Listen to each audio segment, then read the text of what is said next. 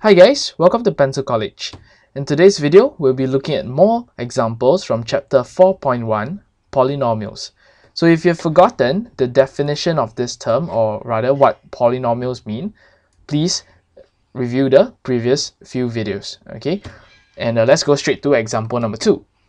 So if px is x squared plus 2x minus 1 and qx is equals to 3x minus 4, find qx times px. So if you can see over here, we are actually performing a multiplication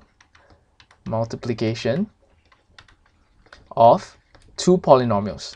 Okay, and what are our two polynomials? They are qx and px. So qx and px respectively. Okay, so let us try to perform this multiplication now.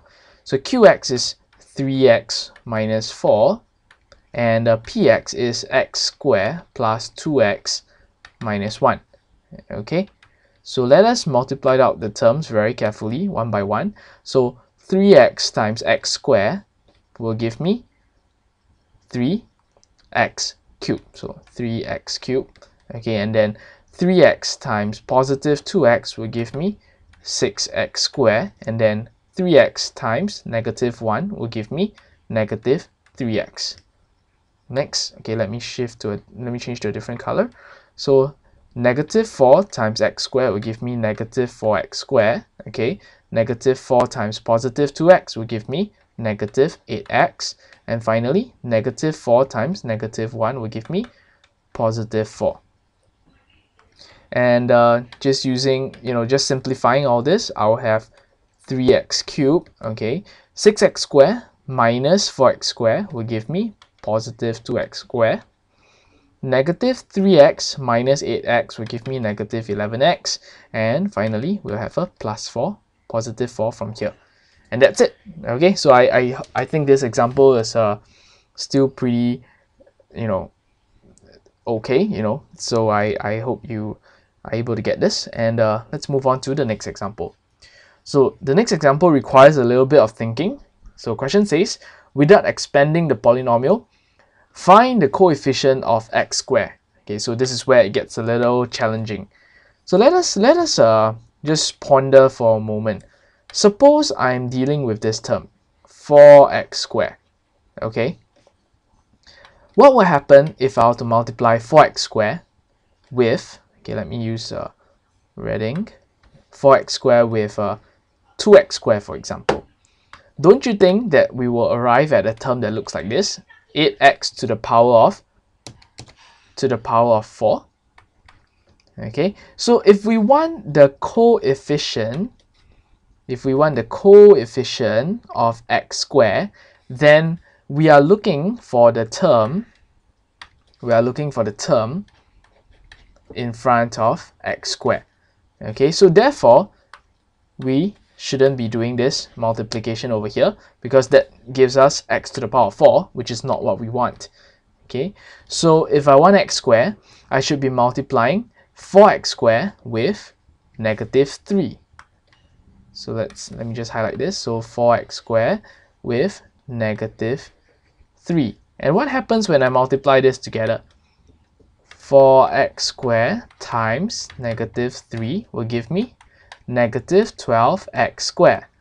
And hey, that's it. That's the coefficient of x squared. But am I done? Is this the only possibility that can give me x squared? Think about it very carefully. Now guess what? If I were to multiply negative 2x to positive 7x, what will happen? So negative 2x times 7x will give me negative 14x squared. Okay, and finally, okay, so let me take out my green pen. So if I were to take positive 5 times 2x squared, okay, so 5 times 2x squared, I will get 10x squared. Okay, so therefore there are 3 possible combinations to arrive at our coefficient of x squared. Okay, so Maybe just let me go over this in red, okay, to make it more obvious. Okay, so my point is that if we were to take what we found in the red box, so the red box, plus what we found in the blue box,